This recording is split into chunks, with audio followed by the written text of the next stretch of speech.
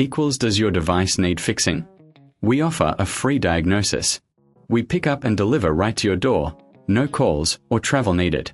We send you a quote before repairing, and only go ahead if you approve it. Easy, transparent, and professional. Link in description. Today, we are diving into the repair process for the Acer N22Q1, specifically focusing on the USB-C controller. This guide will take you through each step, ensuring you have a clear understanding of the tools and techniques required. First, let's gather our tools. You'll need a precision screwdriver set, a plastic spudger, and an anti-static wrist strap. These tools are essential for safely opening the device and preventing any static damage. Begin by powering off the laptop and disconnecting it from any power source. Next, remove the screws from the back panel using your precision screwdriver. Be sure to keep track of the screws, as they can vary in size. Once the screws are out, gently use the plastic spudger to pry open the back panel. Take your time with this step to avoid damaging the clips. With the back panel removed, you'll have access to the internal components. Now, locate the USB-C controller. It's typically situated near the battery.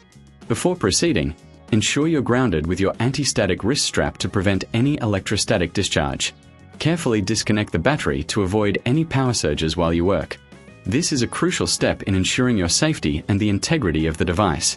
If you find that the USB-C controller is damaged, you may need to replace it. If you reckon this is too hard, remember we offer pickup and delivery at your home, making it easier for you to get professional help without the hassle of travel. To clean the area around the USB-C port, use a soft brush and isopropyl alcohol. This will help remove any dust or debris that may be causing connectivity issues.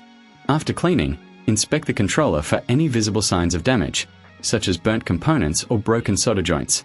If you need to replace the controller, carefully desolder the old one using a soldering iron. Make sure to apply the right amount of heat to avoid damaging the motherboard.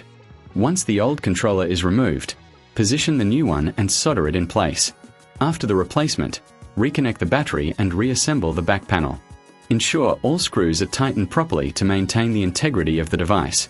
Before you power it on, double-check all connections to ensure everything is secure. If you're unsure about any step, remember we provide a quote before repair, so you can make an informed decision without any pressure. Finally, power on the device and test the USB-C port to ensure it's functioning correctly. If everything works as expected, congratulations on completing the repair.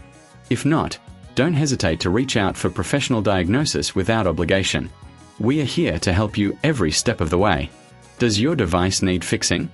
We offer a free diagnosis. We pick up and deliver right to your door, no calls or travel needed. We send you a quote before repairing, and only go ahead if you approve it. Easy, transparent, and professional. Link in description.